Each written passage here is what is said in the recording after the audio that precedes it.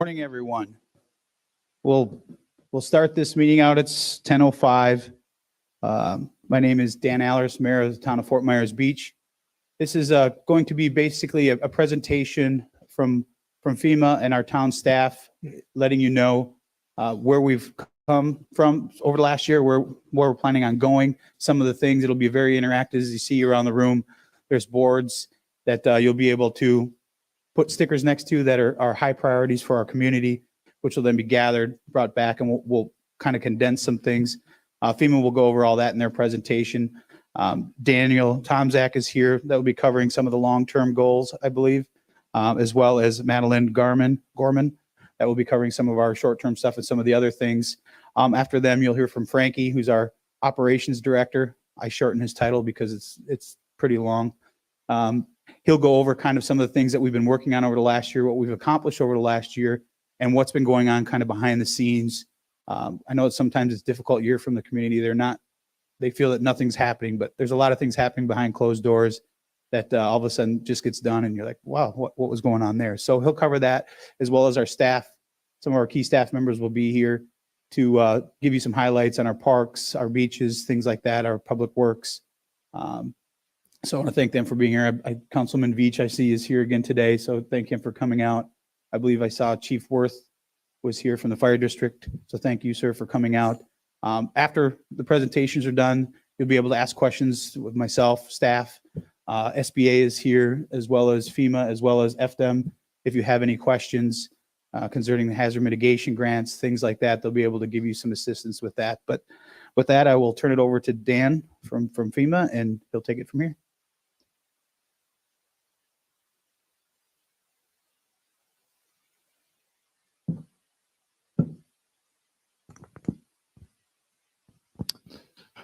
Good morning. I want to first thank everyone for coming out this morning. This is, I guess, round two of our presentation. We had the first one last night. Went really well. Had good, great attendance. So again, thank everyone for coming out. Just a brief introduction. My name is Dan Tomzak, and I am with the Community Assistance Group.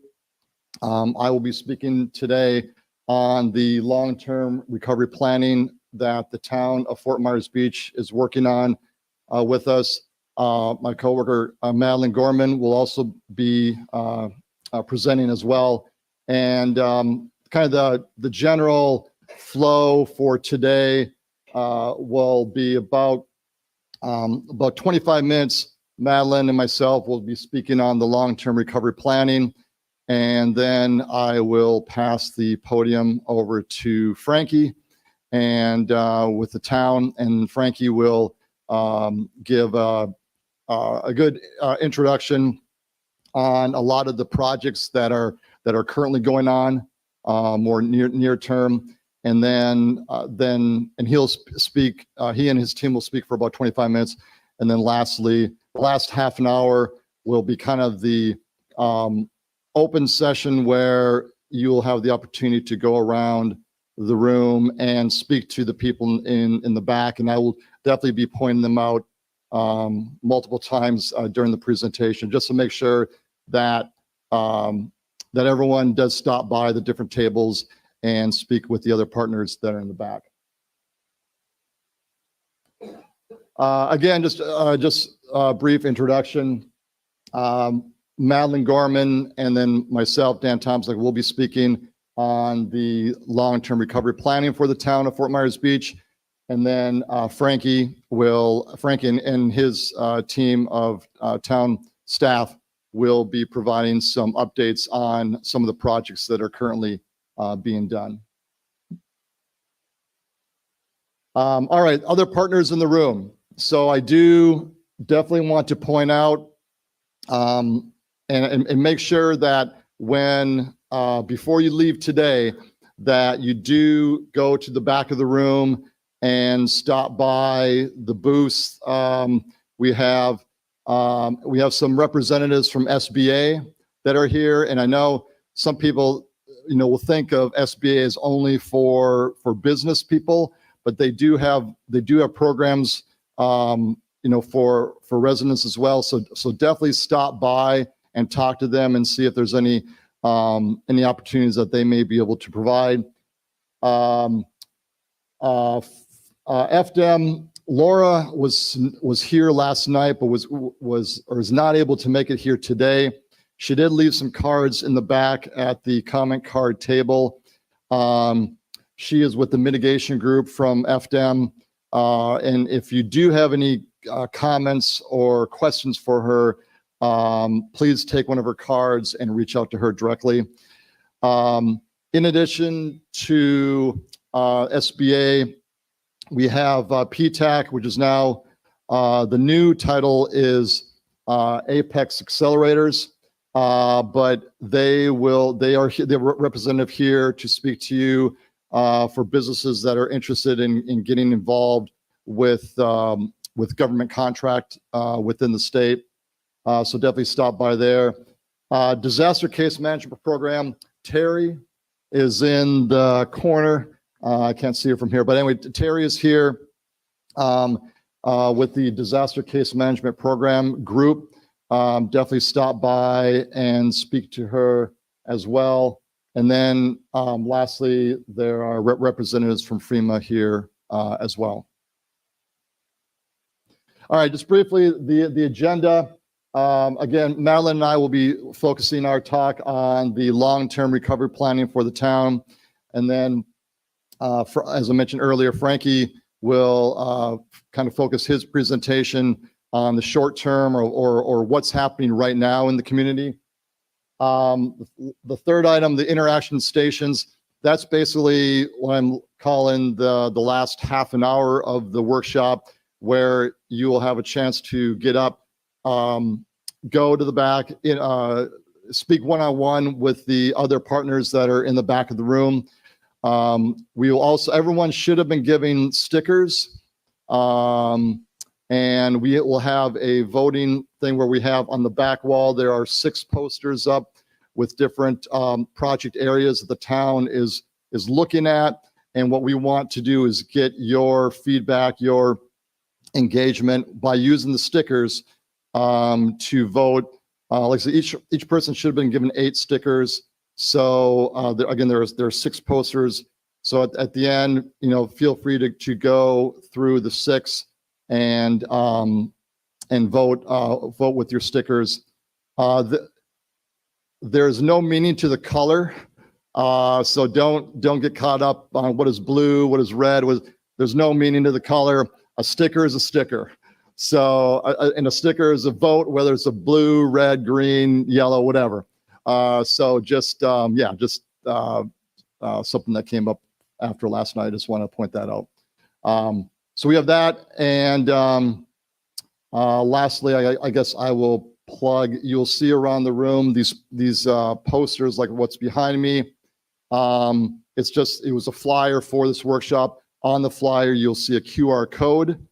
If you have a phone and you can scan the code, it will take you directly to the online survey that the town currently has posted, and it will ask questions. And it deals with the kind of the long-term recovery for the town. And we want to get the community's input on how or some of the plans that the town is looking at doing. So definitely, if you haven't taken the survey yet, take your phone out, scan the QR code, and it'll take you right to the survey. And I will pass it over to Madeline.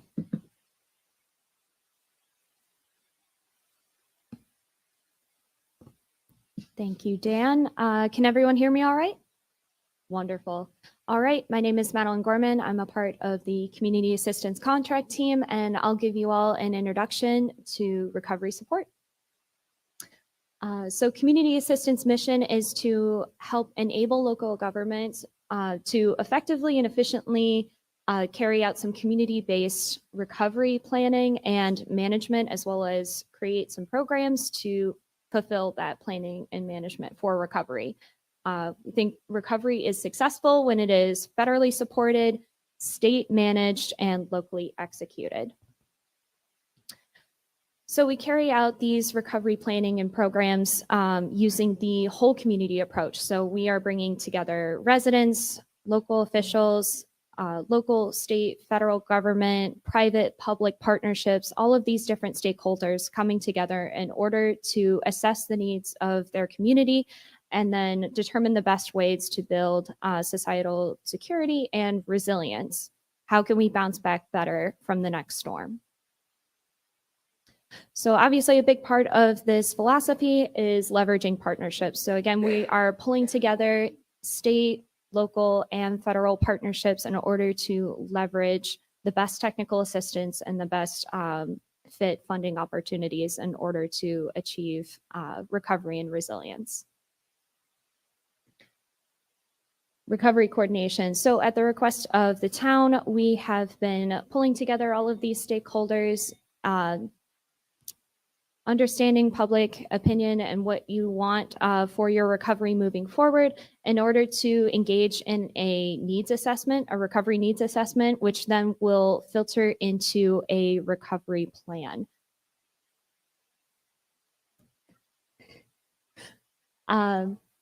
So up on the screen, we have a recovery continuum picture for you that's demonstrating short, intermediate, and long-term recovery. In our next presentation, we will talk about short-term recovery, but this presentation is specifically focused on long-term recovery. And I want to point out to all of you that the long-term recovery arc here, the green arc, starts during short-term recovery. This is the time when we start asking ourselves the big question: what is it that we want our community to look like in 5, 10, 20 years? How do we bring the best things from the past, as well as build toward a stronger and more resilient community in the future? So, purpose of long-term recovery, again, engaging with community members to create a vision, to understand our goals, to think about initiatives and strategies and projects that can help get us there, and then filter that all into a recovery plan that outlines all of our goals and visions. That recovery plan will not only include our vision and goals, but it'll also document the damage sustained by the community and then the resulting gaps and needs of the community so that we can think through potential projects, connect those dots, identify some partners and some stakeholders and potential funding sources, that it all lines up together to make the recovery as smooth as possible. All right, and then I'm going to pass it back to Dan for some goals and themes.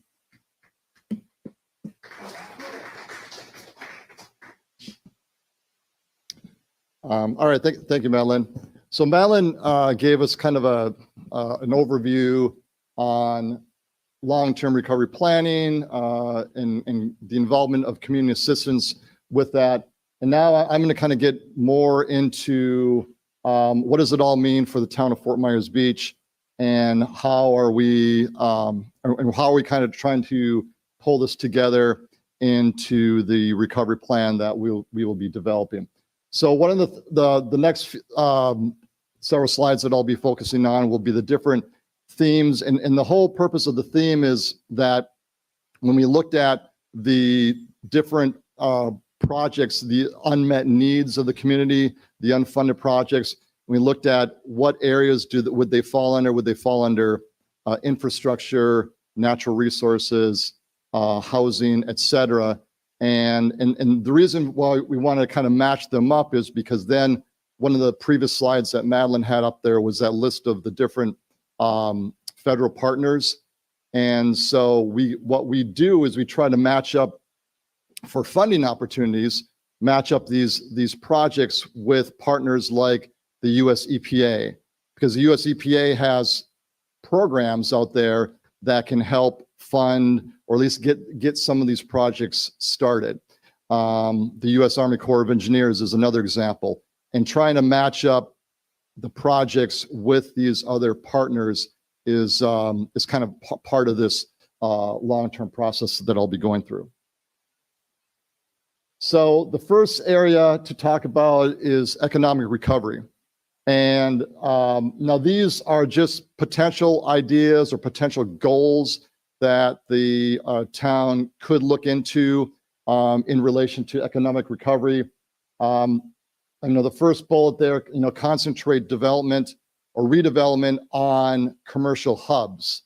Right now the town of Fort Myers Beach, already does have, a commercial area with Times Square on, the northern end of the island. There's also the Santini Plaza on the south end of the island. So those hub areas are already there. But one idea is to be able to expand on what is already there to kind of help drive further economic growth. We could talk about attracting, developers to invest in these hub areas. And then the last one is rehabilitate flood structures through loans and grant programs. And again, I'll kind of point to our partners in the back of the room with SBA, and they can definitely help out. With looking at some low interest loans. But again, I'll plug them and say definitely stop by and talk to them afterwards. All right, the second theme is planning, and planning can encompass a lot of different areas. Everything from zoning, land use changes. I think we'll see as some of these properties on the island that were either partially damaged or even severely damaged by the hurricane. There could be an opportunities for rezoning to help with some of the redevelopment that the town may be interested in doing. There's, we say remove the severely damaged structures. There's still a lot of, structures out there, to be addressed, and kind of working with the current property owners on what's the best way to address them. Increasing home ownership, looking at ways to bring housing opportunities, and we'll get to housing here shortly, to the island for people to stay here full time if they're not already here full time. And then the last one I have is increase public beach access and conservation. And I know that the town is looking at, ways to try to do that, to try to look at these properties that are currently for sale, and whether or not there's an opportunity to, use or have them to provide additional beach access for the community. All right, my third theme is health and social services. Again, this is a topic that covers a lot of different areas, and some areas that could be considered is improvements to public safety. The top photo there that I have is of the old, current urgent care facility on the island, and is there an opportunity to have either to bring back that urgent care, or to have another urgent care, or some type of services on the island, versus having the people have to drive across the bridge to be able to access just basic urgent care services. Expand elderly, disabled, and senior care resources. Again, sometimes, after disaster, and, the community is really looking at doing replacements or improvements on infrastructure. I mean, infrastructure is obviously a key item that needs to be done.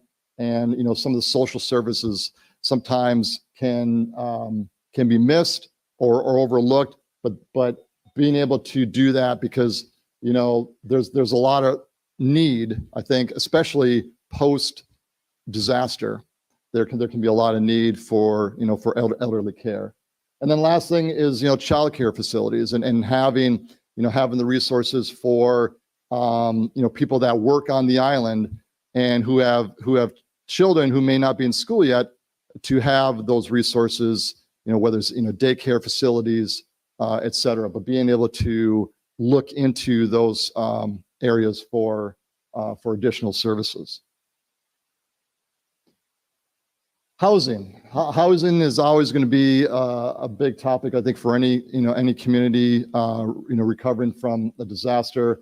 Being able to attract developers to put in either, multi-family units or even single family. Because I think, one thing that we hear is that, the people that live here like the small neighborhood feel to some of the streets that they live on, and they would like to, be able to keep that neighborhood feel to the community. And so, looking at ways to be able to maintain that. Workforce housing, we hear that a lot in areas, and what are some opportunities to attract workforce housing?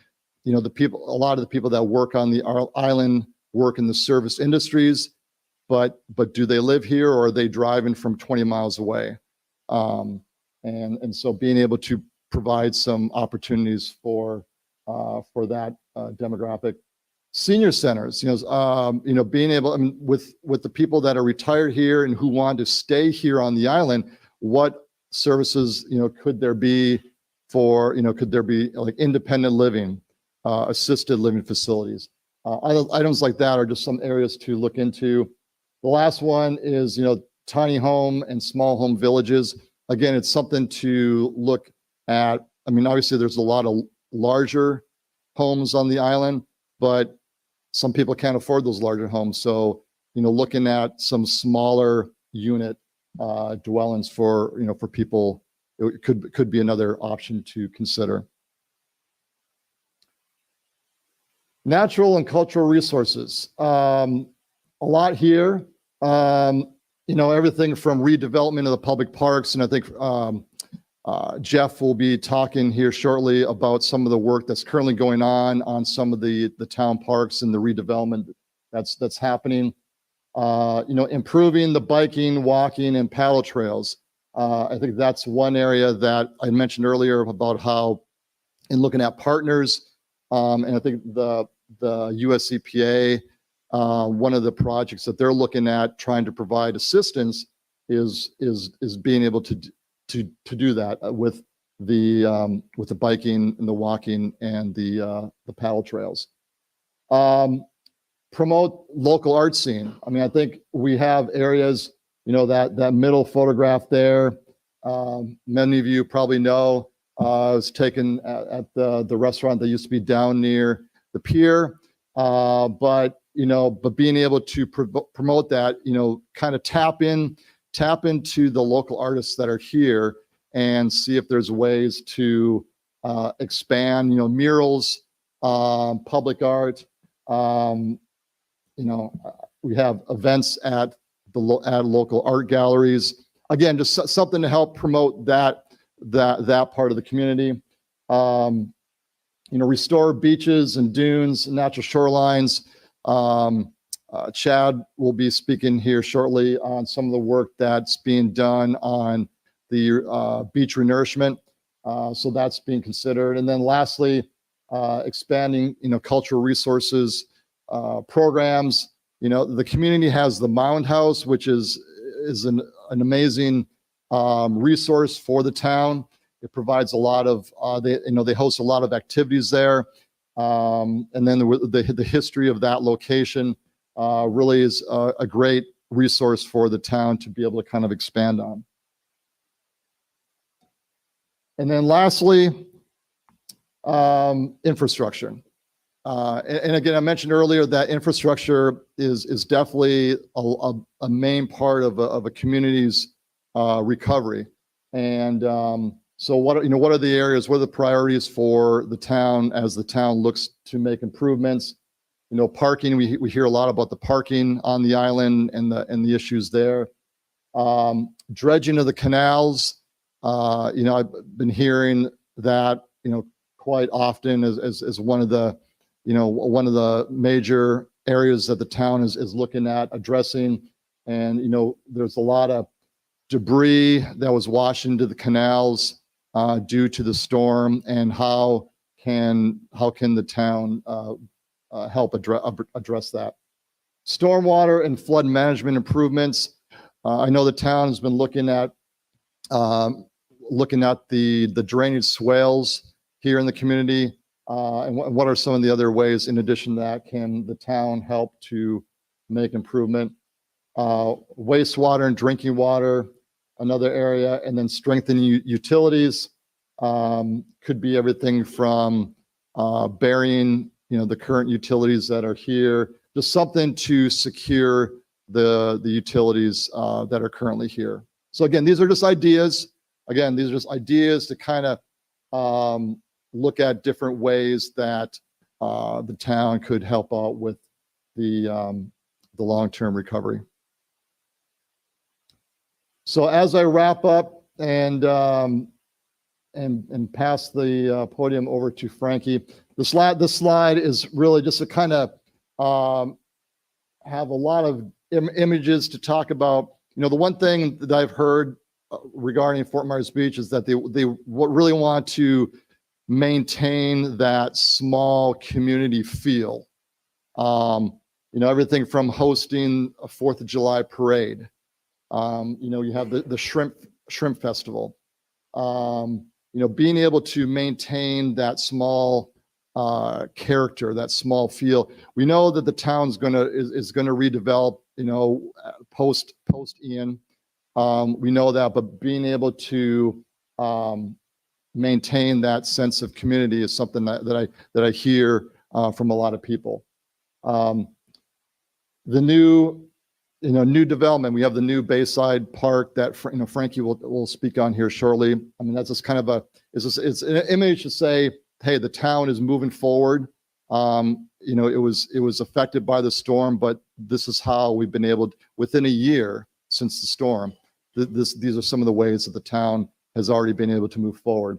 And the drawing is really just to, create a vision of what could be, the town, it may not look like that, but it's there to create a vision, because the whole idea of long-term recovery is how can we help create a vision? How can the community help create a vision for the town of where you would like to see your town, 10, 15, 20 years from now?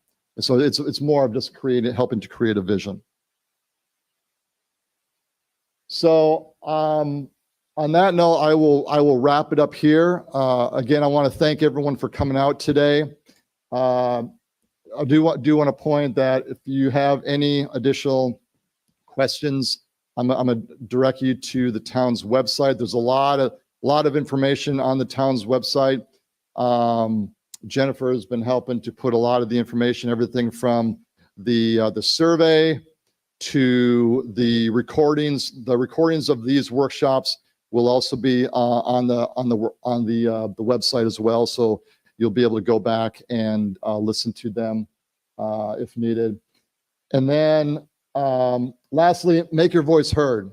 The whole purpose of these community workshops is to invite the community to come out, listen to our presentations, but then, through your voting, either with the stickers or doing the online survey, or just leaving notes. I will say there are comment cards up here.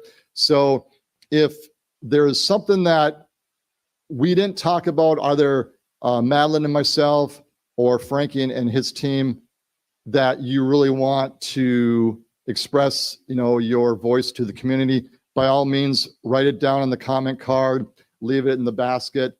We also have some larger notepads. There's one on that side and one on that side. You can leave notes on there as well. So yeah, definitely do not leave. I mean, if there's something that's still on your mind before you leave here, find a way to relay that, to the town.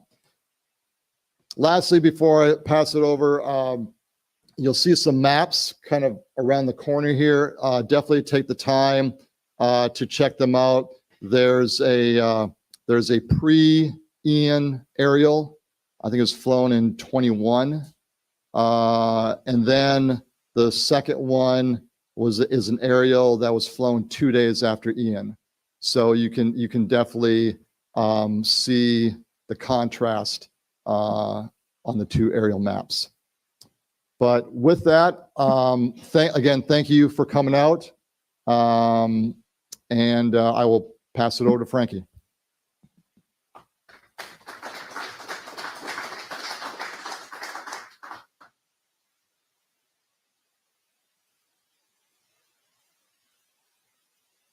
Thank you very much, Dan. My name is Frankie Kropacek.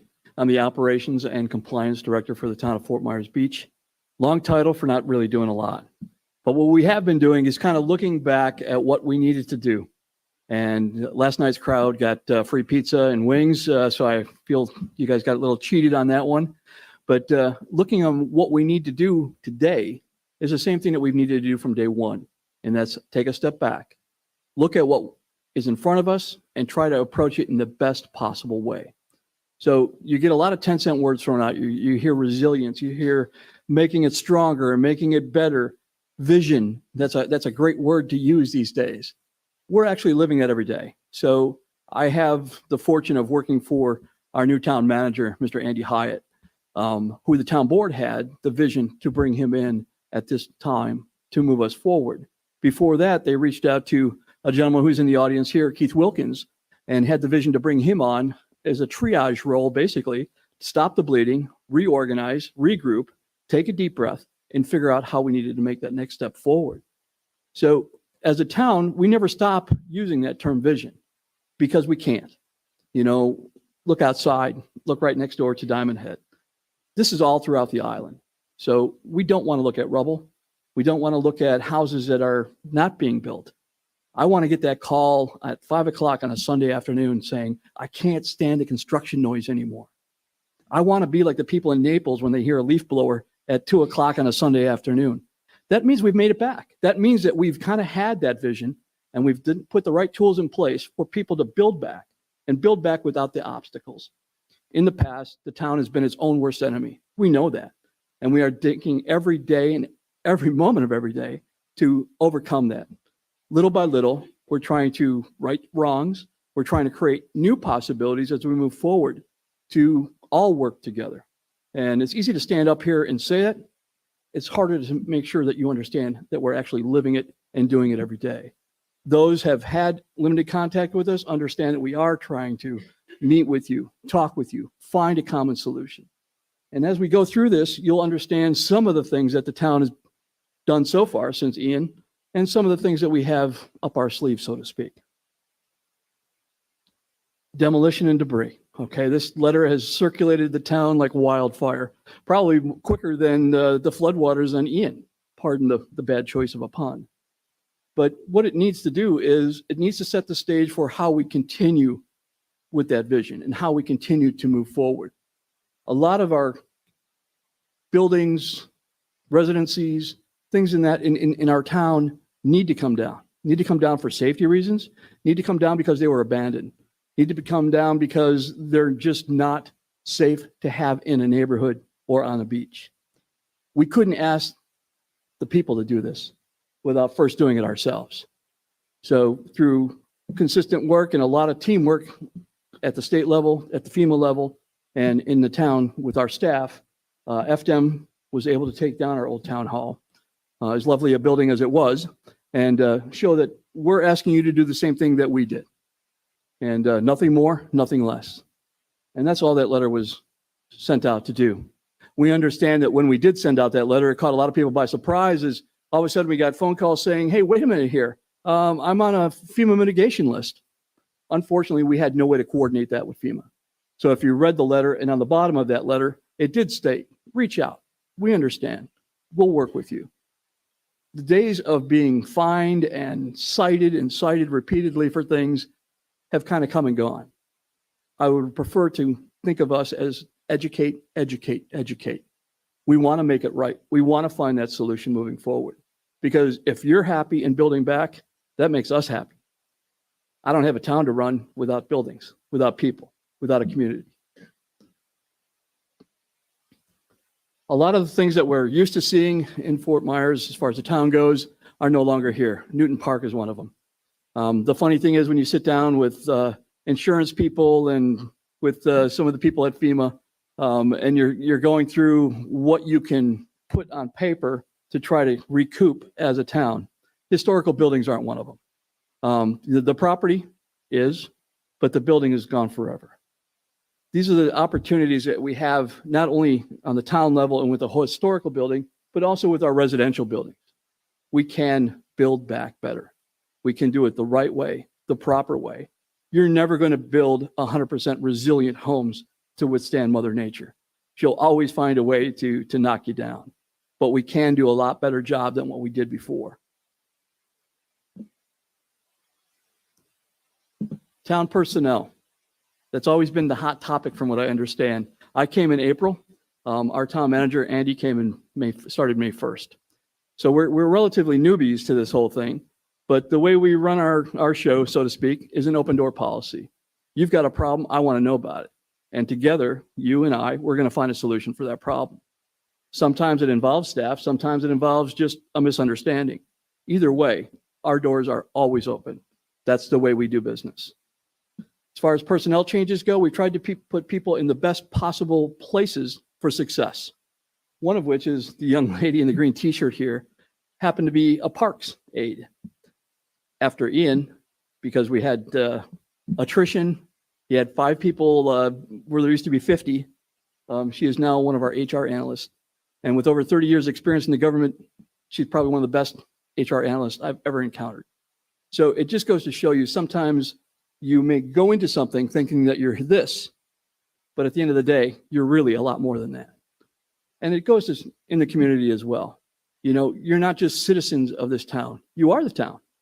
We answer to you. End of story. So does the elected officials. That's where we need to hear that. We need to have that two-way feedback back and forth. Before I bring up Jeff, I just wanted to let you know that what we've done as far as Bayside Park goes, the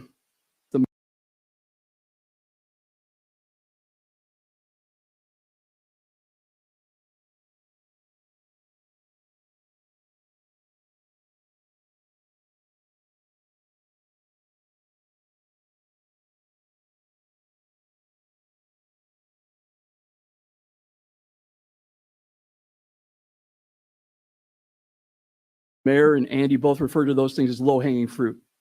It was not a quick job or our daily perseverance to get it done. And if anything else, it was a testament to getting our staff a genuine team building exercise, but also to show to the town that we are here to stay. We do back up our words. As we move forward and do those type of things, we cannot do them without community partners. One of the best partners we have is in the room, and that's Chief Worth in the fire district. Also with ESO, the sheriff's office. These are people that may have not really kind of figured in when you mentioned Fort Myers Beach town versus the fire district or the sheriff. But by God, we have come to the table. We have found common ground. We have found a reason to make this town better based on the way what we're bringing to the table. And hopefully that shows here in the days to come. So besides me babbling, I'm going to bring up Jeff Hauge, our Parks Director, and he can take on.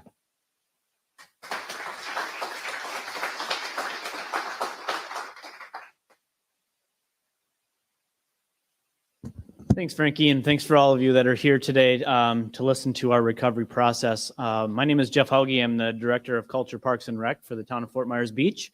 I'm going to hit on a few of our properties that we have under my leadership. But I first want to just say that part of the recovery process is finding amenities, bring back amenities and convenience for the residents. And for me, that means getting the gym open so you don't have to go off island, getting pickleball courts on the island, hopefully soon we'll be getting the swimming pool kind of started and going. So part of that recovery is the amenities and the convenience for our residents and our guests that enjoy our island. The Bay Oaks Recreational Campus, if you haven't been down that way, it was our debris site after Ian, so it was piled up with everyone's belongings, unfortunately, refrigerators, what have you. And our recovery is really, it's a steady Frankie talked about Bayside being kind of one of those low-hanging fruits and a quick project. Some of these aren't going to be as quick as that. We had that already kind of set in place. The ball fields and everything were totally destroyed, and we are working on getting the rec center back with some improvements. The community pool. I know that's I get a lot of emails about the pool. Rest assured, we are working on it. It's kind of a process with ordering the equipment. All of our pump room equipment is trashed. We're going to raise it up. Hopefully, some mitigation for if this would happen next time or any kind of flooding. The pool has some cracks and pebbling issues, so we're going to have to resurface the pools, both the kiddie structure and the lap pool. It is a priority of ours to get that open. We are working towards it. I know you don't see a whole lot of progress there, but behind the scenes, we have contractors coming out to give us bids and quotes. We have electricians starting to give us quotes to get the electrical done. Getting the plumbers in there to get the bathrooms ready. So you may not see it as much, when you drive by or drive by it, but we are, rest assured, working on it, and we are going to get the pool open.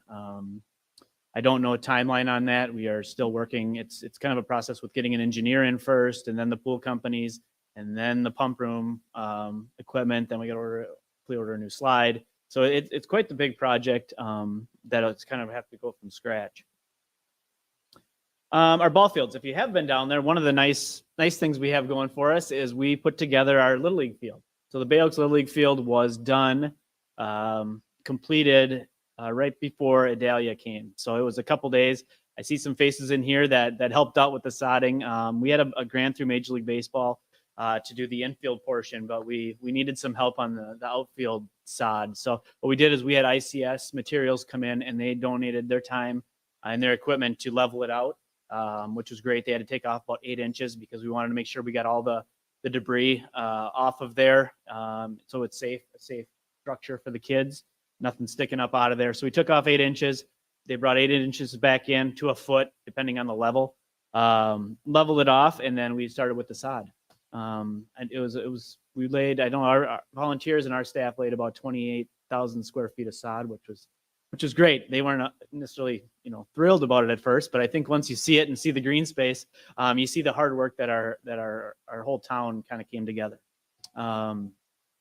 Unfortunately, the sod was in maybe 2 or 3 days before Adalia came in. With the storm surge, we ended up having 1.5 feet to 2 feet of salt water on this new sod. What you see now on that picture, the bigger picture in the center there, is kind of what it looks like now. You can see there are areas of brown that it didn't come back. The outfield has part of it has sunk a little bit. So we're looking to repair that within the next week or so. I hope we've been getting quotes on new things. And then hopefully by mid-October, we're ready to have that celebration back, where MLB is going to come down. 7-Eleven also donated some money to us. So we couldn't have done it without community partners for sure. The softball field, which was in the location, will be moved back. Part of the redevelopment plan before Ian was we were going to move the softball field back. And hopefully we can start that in the next 2-3 weeks, maybe a month. And we're going to start prepping the ground for it. But we had the plans in place for that one, so it should go hopefully a little more quick. The actual rec center, if you guys were in there, may needed an update anyway, but we're getting it now. We are working on, hopefully by Monday, we'll have the okay to order our fitness equipment. There's a company down there now, the construction company, that is doing the debris removal of some of the things that were in there. Anything about 8 or 9 feet and below we're replacing. And they're working on that with our date is November to get that back open. So it'll have brand new equipment, which will be nice because I know in surveys that's one of the things. We are going to get that. We're also going to have, the camps for kids, the club rec, the after school program. Because I know I've talked to a lot of parents and they are saying, sometimes they have to leave work at 1:30 just to go get their kid.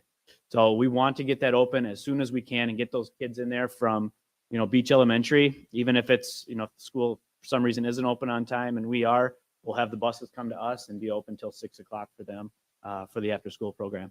Other programs like pickleball, we'll be having those indoor, of course. That's a big one that we love to have.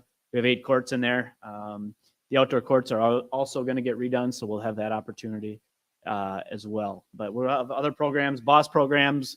You know, when we had game days, they came in and they played cribbage or cards or whatever. We want to host those as well. Just get the community involved in there and have a place for them to meet. Is this gonna work?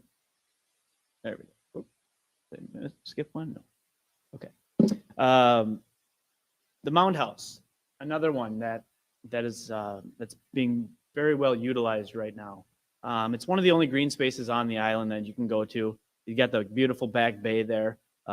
People come out, just have lunch there because there's not a whole lot of green space on the island. You can see there that we have the grounds reopened in January right away. We cleaned up the debris. The Mound House itself had maybe an inch or two of water in it. So the Calusa knew what they were doing with building the shell mound. And if you don't know what that's about, you can come take a tour and learn all about it. But the mound is built up enough where when Ian came through, it was protected. We had some roof damage, which we're working on. The underground museum part, if you've been to that or if you haven't, was fully filled with water with storm surge. And part of the shell did come down. Most of it's intact. Majority of it's intact. We have to get a structural engineer in that I think is coming next week. Once we get the okay for that, then we'll start opening that up to the public. So the museum is open. The museum store is open. Tours are open. We've been hosting a lot of meetings. We have events planned there. So it's just a beautiful place to go. We have also the observation pier that people have been doing a lot of fishing on. I can attest to that. I brought my son down. We caught a few. So fishing's good down there. And the whole atmosphere out there is just beautiful. It's almost like, you know, the hurricane didn't go through it out there, but we're cleaned up there and looking to improve on that as well. All right. In a nutshell, we're just, you know, we're looking at recovering and we're looking at getting these amenities and opportunities for the community. We're having a fright night on the field in October. We used to have fright nights in the gym, if you remember those, for many, many years. And we don't want to lose those traditions. We don't want to lose those events that the town looks forward to. So we're really looking at getting those back and doing those. So fright night will be October 20th. Like kids, people down there, we're going to do a trunk or treat. So we're going to get some of those community events back. And we're just looking to recover just like everyone else and provide the services for the community. I'll be around after if you have any questions specifically, but I will introduce Jason Freeman, our Public Works Director.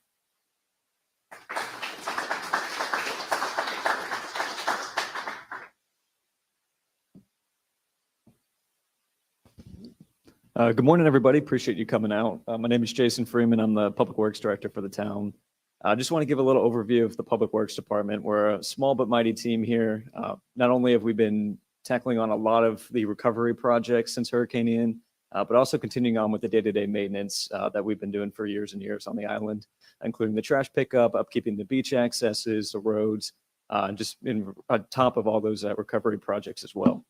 So we have staff that work 7 days a week to keep this island going and maintained on top of all the additional projects that we have. So I know Bayside Park's been touched on a couple times already, so I won't go too much into it, but it was, things everybody knows at this point, but it was a project that we just finished about a month before the Hurricane Ian hit. So that was one of those that we've really came together with the community, with our staff, with our contractors and everyone to come and really make that project happen as quickly and safely as possible. So it's one of those that we welcome everybody next week to line up with that hurricane anniversary for that event down there. And everyone can go out and take a look at it. We still have a couple remaining punch list items and final touches on it, but it's looking great down there already, and we continue to look forward to the progress on this island. So we'll talk about Times Square for a minute as well.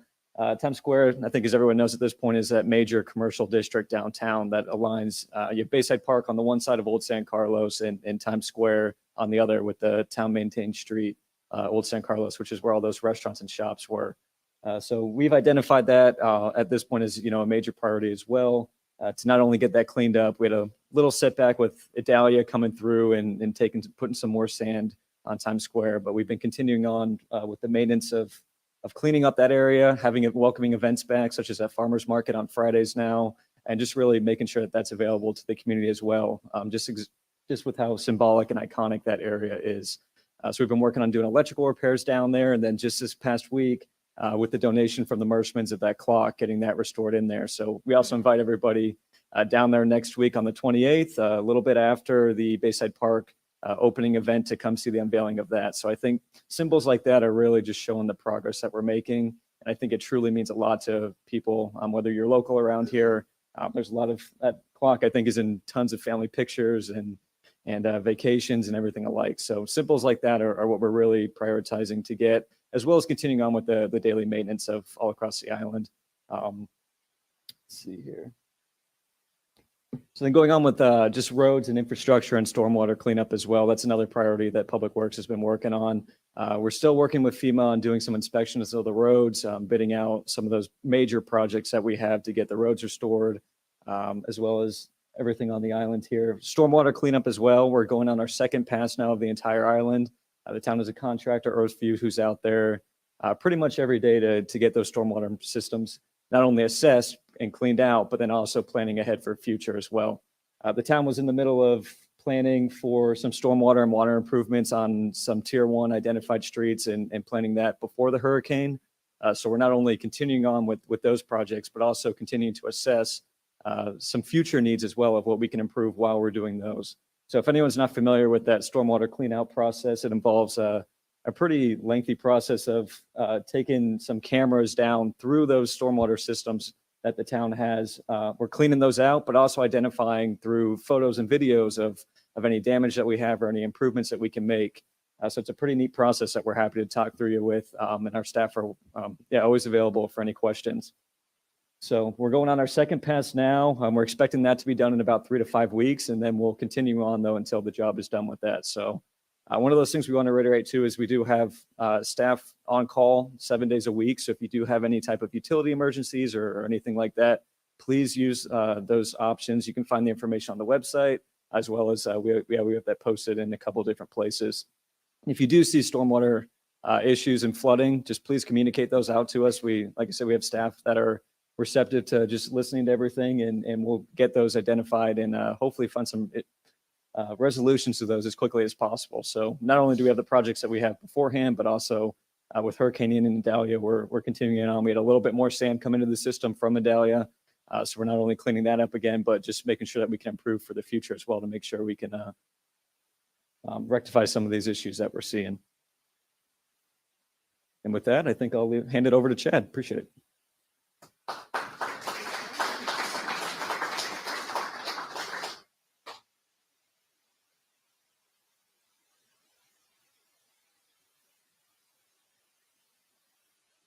Hey, morning, everyone.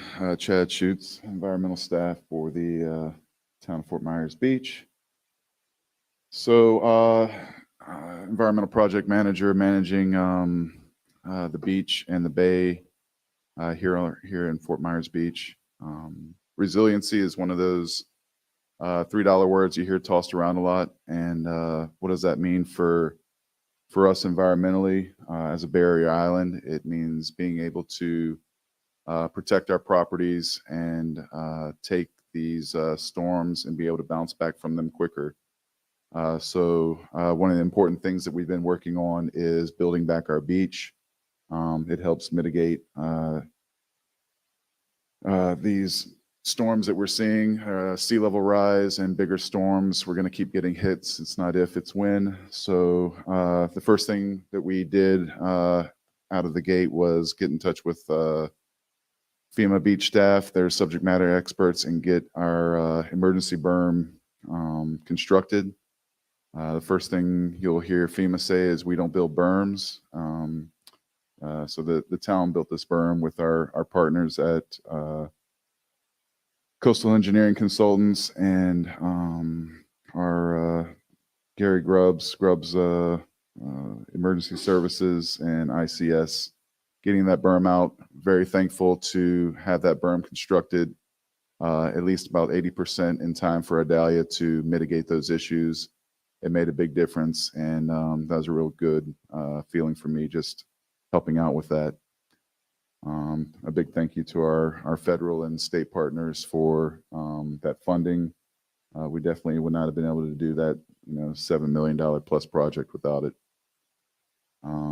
Another project that we had on the way to also build back the beach is the renourishment. We happen to have that underway before Hurricane Ian. So we are still waiting for our U.S. Army Corps permit, working with U.S. Fish and Wildlife to get their biological opinions so that the Army Corps can issue their permit and we can go out to bid to get this project started.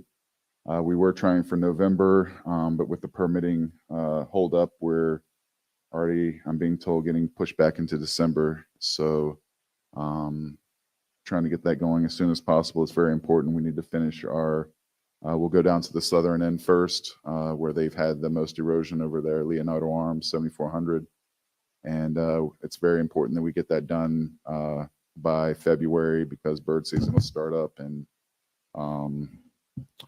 we'll just have those environmental issues stopping work down there. So important that we get going as soon as possible.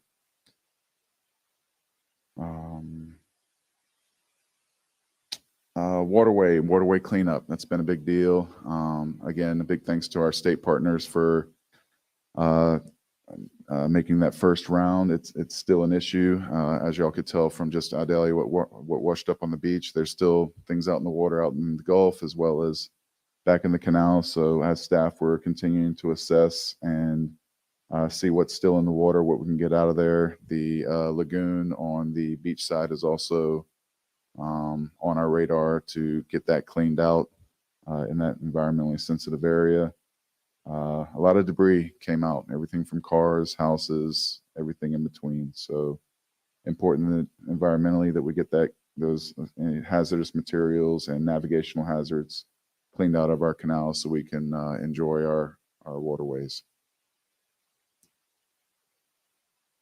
The mooring field, you'll hear Mr. Dan talk about our hubs of business. Nothing's more important than downtown, access to Times Square, Margaritaville coming online, Moss Marina with their plans. It's going to be a center for tourists to come and visit and enjoy. And the town has 83 mooring balls out in the back bay for sailors and cruisers to come and enjoy our island. So the mooring field is an important access point.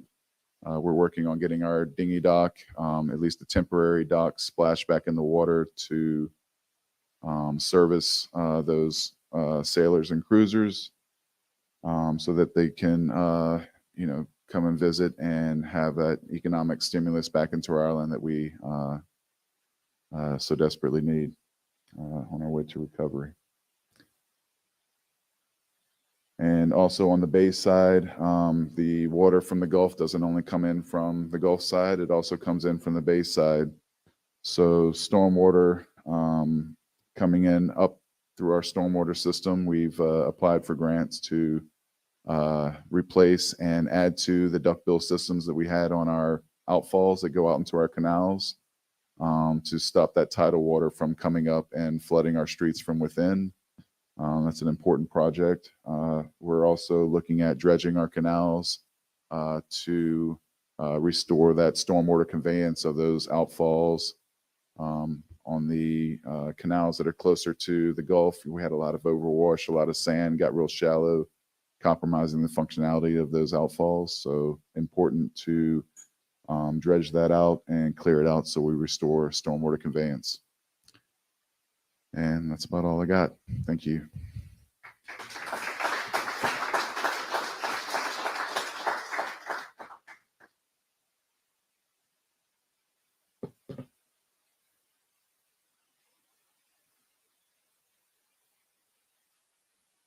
So that's where we've been.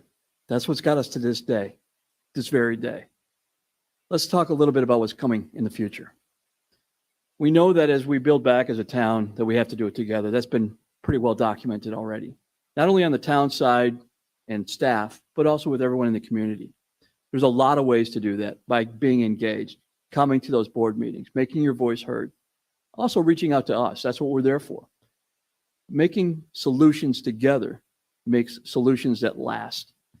I was very fortunate when I came into this position that we had a lot of great young staff on board. staff that is willing to think outside the box, not go into the same paradigm as we try to redevelop and push back this town to the way it was. We're not proposing getting away from the charm, getting away from the ambiance, whatever you wanted to call it, of the old Fort Myers Beach. That's always going to be here. That fabric is sewn deep within this community. We're just here to enhance it. So everything that we do from today on is to not only put things back, but to put things back better, bigger, more resilient, pardon the word, than they were before. Things that'll last, things that you can embrace, things that you can physically look at and be proud of as a town. No way are we going to step in anybody's way for progress. We need to work together. And that's the biggest thing I can say moving forward. We looked at the old town hall coming down. I think there's a lot of questions out there as far as what's going to happen with the new town hall. You know that we're in construction trailers. That's not where we'd like to be. Being like a hamster in a habit trail is not my idea of conduciveness and running a town. That said, there are plans in place for a new multi-use community building. And those will be revealed in due time. Everything that we do, we're trying to do as pragmatically as possible to make sure that all the right decisions are made, not just decisions that favor us, but decisions that favor all of us. And I guess that's the approach that we want to take. When we talk about infrastructure changes, we're not talking about digging up every street. We're not talking about making somebody pay for something that they don't need. We're talking about making the island better. It all falls into Daniel's plan for 5 years. We're not talking about having all this stuff there at the end of the 5 years. We're talking about making it so it lasts beyond the 5 years. You know, the old military adage, I don't like giving up an inch that cost me a mile to get. Kind of the mentality that we try to approach each and every day. Everything that we look at, we try to honestly look at from 3 different angles and find the best approach to deal with it. As we move forward, funding is our huge source, the only obstacle that's really in our way. And that comes with time, and we know that. But trying to live within those means and trying to still be able to forecast what's coming next is the tricky part. I can't do that. I'm just an old guy. But we've got some really good young guys on staff, people that have that vision, people that have that mentality to take this ball and kind of run with it, pardon the pun. So with that, I'd like to thank Daniel and his staff for putting this all together and for working with us from day one with all this, and for everybody that showed up today. Everybody's here to ask questions afterwards, so if you have anything, please approach us. Thank you.